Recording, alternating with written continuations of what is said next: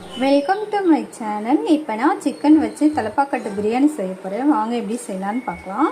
அதுக்கு முன்னாடி நான் சிக்கன் எடுத்து நல்லா கழுவி வச்சுருக்கேன். இங்கே அதுக்கு தேவையான ஸ்பைசஸ்ஸு இதெல்லாம் நம்ம ட்ரை ரோஸ்ட் பண்ண போகிறோம்.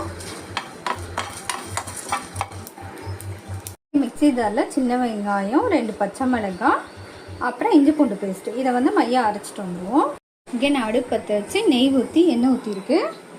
இப்போ அரைச்சி வச்சுருக்குது நம்ம ஸ்பைசஸை சேர்த்துக்கலாம். பச்சை வாசனை போகிற அளவுக்கு நான் வதக்கிட்டேன். இப்போ அது கூட கொஞ்சமாக மஞ்சள்தூள், கொஞ்சமாக வரமிளகாத்தூள், அப்புறம் புதினா கொத்தமல்லி, அவ்வளோதான். இதை நல்லா கொஞ்சம் வதக்குவோம். பாருங்கள், இந்த அளவுக்கு வதக்கிட்டேன். இப்போ அது கூட சிக்கனை ஆட் பண்ணிக்கலாம்.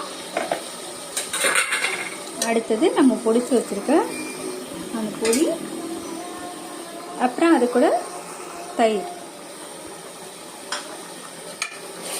நல்லா மிக்ஸ் பண்ணி இதை நல்லா கொஞ்சம் வேக விடுவோம். உப்பு சேர்த்துக்குவோம் இது கூடவே. இது கூட அரிசி சேர்த்துறேன், பாஸ்மதி அரிசி. இப்போ அது கூட நான் 2 டம்ளர் தண்ணி வச்சுருந்தேன், அதையும் ஆட் பண்ணிக்கிட்டேன். நல்லா மிக்ஸ் பண்ணிக்குவோம். மிக்ஸ் பண்ணிவிட்டு இதிலே கொஞ்சம் வேக விடுவோம். இந்த அளவுக்கு தண்ணி இருக்கும் போது நம்ம அது மேலே கொஞ்சமாக கீ, அப்புறம் கொஞ்சம் புதினா கொத்தமல்லி, அவ்வளோதான். தம் போட போகிறோம். நான் விசில் எடுத்துட்டு வாசர் போட்டு தம் போட்டு போடுறேன். தீயை வந்து கம்மி பண்ணி வச்சுருங்க. கம்மி பண்ணி 10 நிமிஷம் தம் பண்ணி விடுங்க.